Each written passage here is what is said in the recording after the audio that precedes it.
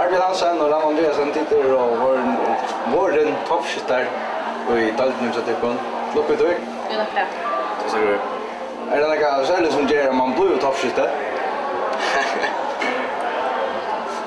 Helt och rasta någon och ja. College, jag smör ja. Ja, man ser det så här, man ska bara vara rätta ställen och så ska man börja söka för att få bort från det. Arvid Hansen kostar mal 22 år. Ja, på Joe. Och kostar 22. Jag fick 20 år. Kostar omförspalt då. Vi spelade 20 år. Arvid? Ja, vet. Ja, det är väl Chejo. Vill det så säga att hon är bättre alla är än Torst? Ja, hon är klassad bättre nu.